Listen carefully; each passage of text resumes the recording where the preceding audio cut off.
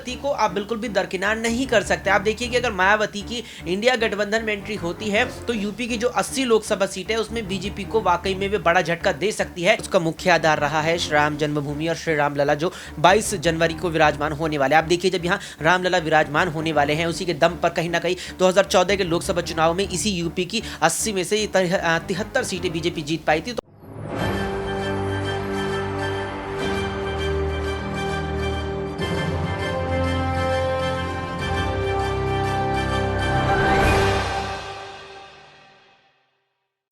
नमस्कार, मैं दौलत शर्मा और आप देखना शुरू कर चुके हैं SPN9 न्यूज़ और स्वागत है आपका हमारे खास प्रोग्राम सिंहासन 2024 का में, जहां पर लोकसभा चुनाव 2024 के सभी विवाद और किस तरीके से यहां पर क्या पार्टी किस तरीके से अपनी चुनावी अभियान बना रही है, क्या चुनावी समीकरण वो बना रहे हैं, किस तरीके से अपनी नीतियां बना रहे हैं, सभी चीज़ों पर नज़र यहां पर लगातार बनी रहेगी। और आज बात करते हैं इंडिया अलायंस की कि किस तरीके से इंडिया अलायंस यहाँ पर अपना फाउंडेशन जो है ढांचा किस तरीके से बना रही है, क्योंकि इंडिया अलायंस बने हुए करीबन 3 महीने हो चुके हैं। यहाँ पर सबसे बड़ा लक्ष्य जो है कि सबको मिलकर भारतीय जनता पार्टी को हराना है, लगातार तीसरी बार शासन में आने से रोकना है। लेकिन कैसे? क्या यहाँ पर इंडिया अलायंस अभी इतनी मजबूत है कि वो भारतीय जनता पार्टी के जो बना बनाया सिस्टम है, जिस तरीके से भारतीय जनता पार्टी वोट्स को कन्वर्ट करती है, क्या उन फॉर्मूलों पर रोक लगा पाएगी?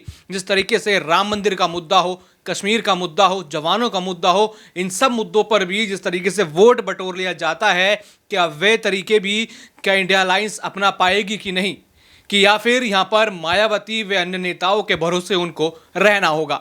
यहां पर अब जुगत लगाई जा रही है कि किसी भी तरीके से मायावती को साथ लेकर दलित वोट बैंक को भी मजबूत किया जाए, क्योंकि यहां पर ओबीसी नेताओं के रूप में कई सारे लोग हैं, यहां पर गांधी परिवार है, उनका भी वोट बैंक यहां पर देखा जाएगा। यहां पर बिहार के कई लोग हैं, तो यहाँ पर दलित वोट बैंक भी उनके साथ कहीं ना कहीं थोड़ा बहुत बिहार की जनता की तरफ से हो सकता है। लेकिन एक बड़ा दलित वोट बैंक कहीं ना कहीं अभी भी मायावती के पास यहाँ पर है।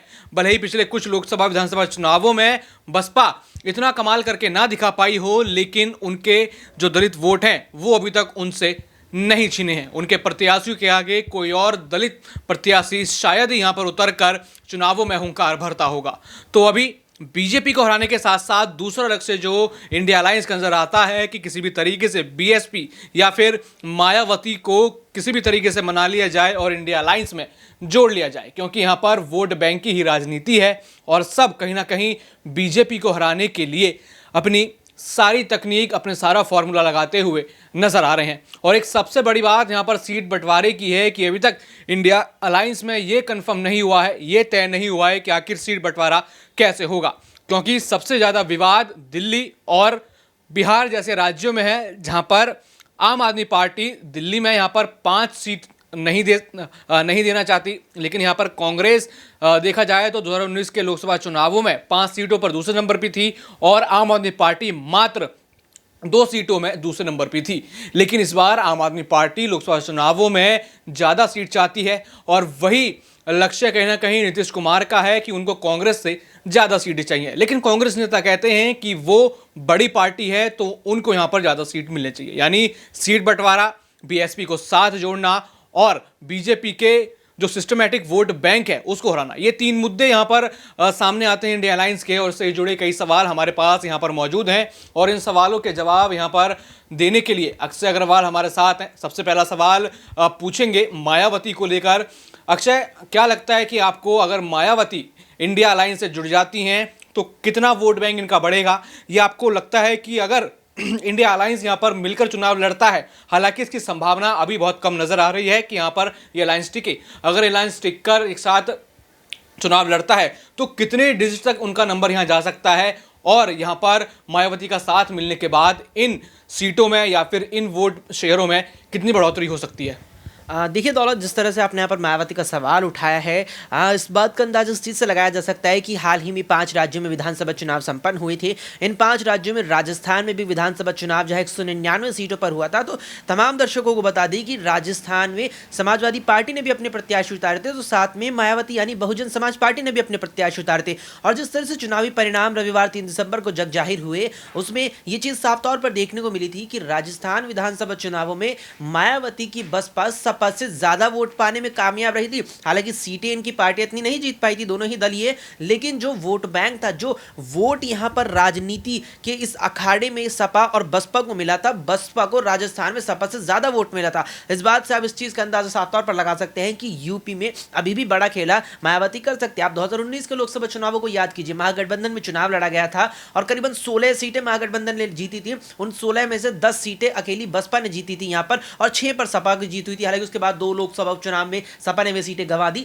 लेकिन मायावती को आप बिल्कुल भी दरकिनार नहीं कर सकते। आप देखिए कि अगर मायावती की इंडिया गठबंधन में एंट्री होती है तो यूपी की जो 80 लोकसभा सीटें है उसमें बीजेपी को वाकई में भी बड़ा झटका दे सकती है, क्योंकि मायावती अगर इंडिया गठबंधन में आती है तो दलित जो समाज है देश का, उसके पास कोई और विकल्प बचेगा ही नहीं। आप ये देखिए कि जिस तरह से यहां पर चंद्रशेखर आजाद की आजाद समाज पार्टी इस समय इंडिया गठबंधन में है, तो आप मान सकते हैं कि मायावती का जो दलित वोट बैंक है वो कुछ हद तक आजाद समाज पार्टी का समर्थन कर सकता है, लेकिन जो बाकी बचा वोट बैंक है वो इंडिया गठबंधन को वोट नहीं देगा। वो या तो बीजेपी के पास कुछ हद तक जा सकता है या वो सीधा अपनी मायावती के पास जाएगा। लेकिन मायावती अगर इंडिया गठबंधन में आ जाती है तो देश का जो दलित समाज है, या कहें कि प्रदेश का जो दलित समाज है, वो सीधे तौर पर इंडिया गठबंधन के तहत यहां मायावती को वोट देगा, जिसका बीजेपी को भारी नुकसान भी होगा। अभी मायावती जो हैं सपा पार्टी के प्रमुख, उनसे खफा हैं, यहाँ पर कांग्रेस से भी खासा वो खफा नज़र आ रही हैं। तो क्या यहाँ पर सीट शेयरिंग पर बात बिगड़ सकती है? क्योंकि जैसे ही हमने देखा कि बिहार और दिल्ली की बात आई तो सीट शेयरिंग पर बात बिगड़ना शुरू हो गई। यहाँ पर नीतीश ज़्यादा सीट नहीं देना चाहते और यहाँ पर पूरी 7 सीटों पर दिल्ली की और पंजाब की 13 लोकसभा सीटों पर खुद अरविंद केजरीवाल लड़ना चाहते हैं। वो कहते हैं कि हमें मौका दें, हम बीजेपी को दिखाना चाहते हैं कि हमारे ऊपर जो साजिशें चल रही हैं वो अब आप छोड़ दीजिए, क्योंकि चुनावों में आप हमें नहीं हरा सकते। तो क्या यही दिक्कत कहीं ना कहीं मायावती के साथ आ सकती है? बिल्कुल दौलत, इस बात में देखिए कोई दो राय मुझे नहीं लगती। आपने जिक्र किया यहाँ पर सीट बंटवारे पर टकरार का, तो यूपी से अगर मैं यहाँ पर जिक्र करूँ तो जिस तरह से उत्तर प्रदेश में 80 लोकसभा सीटें आती है, उन 80 लोकसभा सीटों को लेकर अखिलेश यादव साफ कर चुके हैं करीबन 15 से 20 दिन पहले ही कि 80 में से इंडिया गठबंधन के तहत हम 65 सीटें लेंगे। अब आप देखिए कि 65 सीटें 80 में से अखिलेश यादव मांग रहे हैं। दूसरी ओर जयंत चौधरी कह चुके हैं कि 80 में से 12 सीटें हम लेंगे। अब 65 अखिलेश मांग रहे हैं, 12 सीटें यहाँ पर जयंत मांग रहे हैं, 77 सीटें हो जाती है। उसके बाद 3 सीटें बचती हैं। इन 3 सीटों पर लड़ेगा कौन? एक पर कांग्रेस, एक पर बसपा, एक पर यहाँ पर असपा यानी कि आजाद समाज पार्टी। तो निश्चित तौर पर इस बात में यहाँ कोई दोहराई नजर नहीं आ रही है कि जो सीट बंटवारा होने वाला है उसमें विवाद होगा। आप देखिए कि कांग्रेस ये मन बना करके चल रही है उत्तर प्रदेश में कि वो 15 से 20 सीटों की मांग रखेगी। अब आप ये मान के चलिए कि 15 सीट भी अगर कांग्रेस मांग लेती है यहाँ पर, यानी कि 65 सीटें बचेगी। 65 अखिलेश यादव अकेले चाहते हैं, यानी कि कांग्रेस ये चाहती है कि इंडिया गठबंधन में आजाद समाज पार्टी और जयंत चौधरी की आरएलडी रालोद, इन दोनों को जो सीटें यहाँ उत्तर प्रदेश में दी जाए वे यहाँ पर समाजवादी पार्टी के कोटे से दी जाए। ऐसे में अखिलेश जो 65 सीटें मान करके चल रहे हैं, वे 65 सीटें अखिलेश की 45 और 50 के बीच में लटक जाएगी।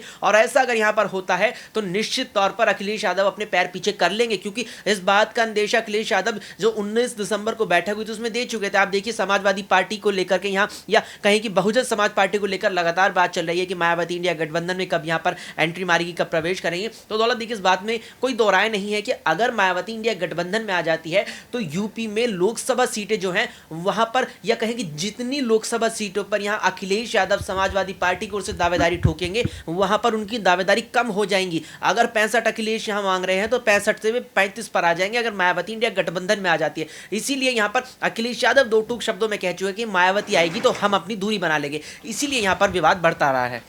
एक आखिरी सवाल यहाँ पर रखेंगे, इसको छोटे में ख़त्म करेंगे कि क्या यहाँ पर जिस तरीके से बीजेपी अपना सिस्टमेटिक एक वोट बैंक उन्होंने जो बनाया हुआ है कई मुद्दों पर, जहाँ पर मुश्किल ही कभी कांग्रेस ने वोट बैंक बनाया होगा, उन मुद्दों पर भी बीजेपी ने अपना वोट बैंक बना लिया, तो क्या वो वोट बैंक वाला सिस्टम क्या इंडिया अलायंस ख़त्म कर पाएगी? क्या अभी उनके नेताओं के बयानों के तहत लगता है? देखिए दौलत, वोट बैंक का आपने जिक्र किया, छोटे शब्दों में जवाब देते हुए कहना चाहूँगा कि बीजेपी का वोट बैंक निश्चित तौर पर एक हिंदू समाज है देश का। हिंदुत्व एकता की बात लगातार बीजेपी ने की है और उसका मुख्य आधार रहा है श्री राम जन्मभूमि और श्री रामलला जो 22 जनवरी को विराजमान होने वाले हैं। आप देखिए जब यहाँ रामलला विराजमान होने वाले हैं, उसी के दम पर कहीं ना कहीं 2014 के लोकसभा चुनाव में इसी यूपी की 80 में से 73 सीटें बीजेपी जीत पाई थी। तो आप देखिए कि इस जो वोट बैंक है इसमें सेंधमारी बीजेपी के खिलाफ कांग्रेस या अन्य दल कैसे कर पाएगा? बिल्कुल नहीं कर पाएगा और कांग्रेस या कहेंगे विपक्षी दल को यहाँ भी झटका मिलेगा।